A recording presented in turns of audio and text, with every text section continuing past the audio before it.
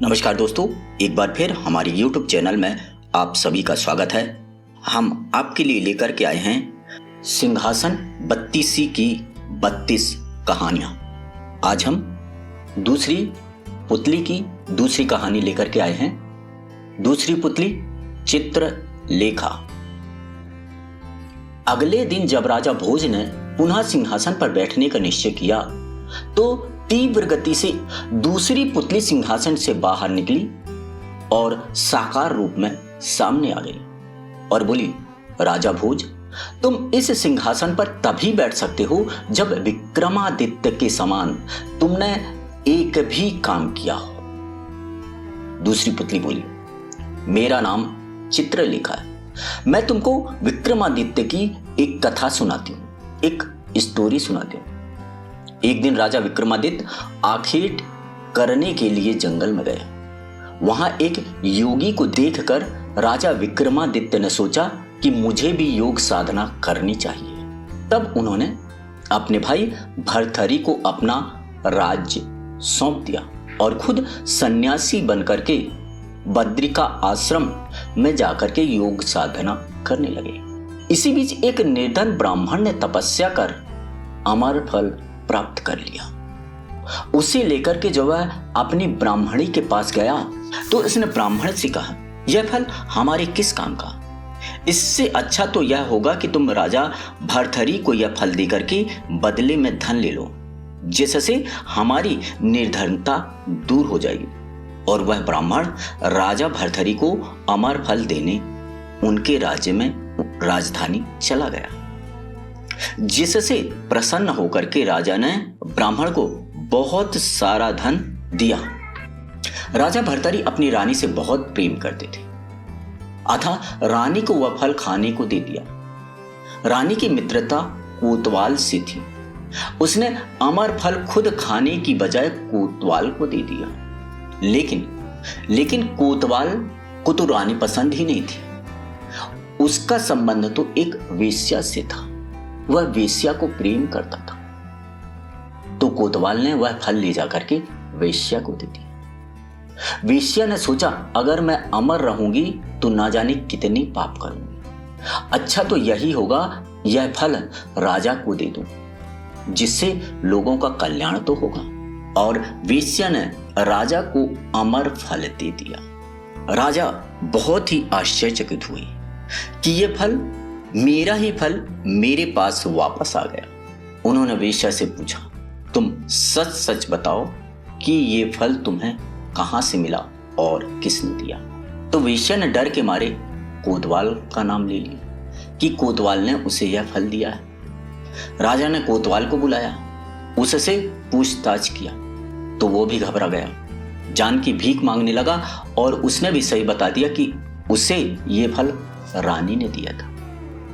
इस घटना के बाद भर्तहरि को संसार से एकदम विरक्ति हो गई। उन्होंने पूरा राजपाट त्याग दिया और सन्यासी हो गए। जब यह बात राजा इंद्र को मालूम हुई तो वह सब देवताओं से विचार विमर्श करके उन्होंने एक देव को रखवाली करने भेज दिया ताकि राज्य में अव्यवस्था न फैले। कई वर्षों तक तपस्या करने के बाद राजा विक्रम के मन में आया कि एक बार अपने राज्य में वापस आकर के अपनी प्रजा का हाल तो देखें। रात को उन्होंने नगर में प्रवेश किया तो अचानक अगिया बेताल ने उसे रोककर कहा, कौन हो तुम? विक्रम बोला, मैं विक्रमादित्य हूं। बेताल बोला, अगर तू राजा विक्रमादित्य है तो आ, लड़ मुझे परास्त कर। हे राजा भोज। इस प्रकार राजा विक्रमादित्य ने अगिया बेताल की चुनौती स्वीकार कर ली और युद्ध करने लगा।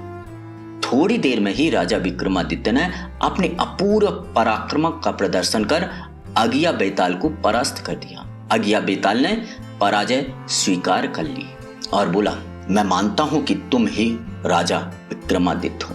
तुमने मुझे परास्त किया है। तुम बड़े प्रतापी हो। एक योगी तुम्हें मारकर राजकाज छीनने की योजना में लगा है। विक्रम ने पूछा, वह योगी कहाँ है? बेताल बोला, गंधमादन पर्वत के नीचे। राजा विक्रम गंधमादन की ओर चल पड़ा। वहां पर एक योगी तपस्यारत थे। विक्रम को वह पहचान न सका। राजा विक्रम उसका चेला बन गया। कुछ समय बाद योगी ने राजा विक्रम को बेताल को लाने की आज्ञा दी। राजा विक्रम बेताल को लाने चल पड़ा। पेड़ पर उल्टे लटके बेताल को अपने काबू में कर योगी के पास चल पड़ा। रास्ते में बेताल ने पूछा, क्या तुमको विश्वास है कि योगी तुम्हें नहीं जानता? विक्रम ने कहा, हाँ योगी मुझे नहीं जानता, मुझे नहीं पहचानता। बेताल बोला, यह तुम्हारा भ्रम है, वह तुम्हारी बलि चढ़ा देगा, तुम सावधान रहना। मैं तुम्हारी वीरता से प्रसन्न हूं, तुम मेरी बात मानो। अगर तुम योगी को मार डालोगे तो तुम्हारा काम बन जाएगा और मेरी भी रक्षा होगी। अगर तुम मेरी जगह उसकी बलि चढ़ा दोगे तो मैं आजीवन अज्ञा बेताल की तरह तुम्हारी सेवा करता रहूंगा। राजा विक्रम बेताल की बात सुनकर के चुप रहा। जब वह योगी के पास आया तो बेताल को देख करके खुश हो गया। बोला, शाबाश, इसे उतारो, मैं इसकी बलि दूंगा। राजा विक्रम समझ गया कि अगर वह झुका तो योगी इसकी बलि चढ़ा देगा। तब राजा विक्रम ने योगी से कहा, मैं बहुत थक गया हूं, झुक नहीं सकता, इसे तुम खींच लो। योगी मान गया। जैसे ही उसने सिर उठाया, राजा विक्रम ने अपनी तलवार निकाल करके उसका काम तमाम कर दिया। बेताल राजा विक्रम की जय जयकार करने लगा। योगी के हाथों की बलि से वह बच गया। चित्रलेखा बोली, सुनो राजा भोज, क्या इस प्रकार के गुण तुम में हैं? क्या तुम राजा विक्रम के समान दानी और वीर हो? अगर ऐसा है तो तुम इस सिंहासन पर बैठ सकते हो। अपनी बात कह करके चित्रलेखा आकाश में उड़ गई। तो दोस्तों, ये थी सिंहासन बत्तीसी की दूसरी कहानी। हमें उम्मीद है कि आपको ये कहानी पसंद आई होगी। तो मिलते हैं नेक्स्ट वीडियो में तीसरी कहानी के साथ। तीसरी पुतली, तीसरी कहानी। थैंक यू, धन्यवाद।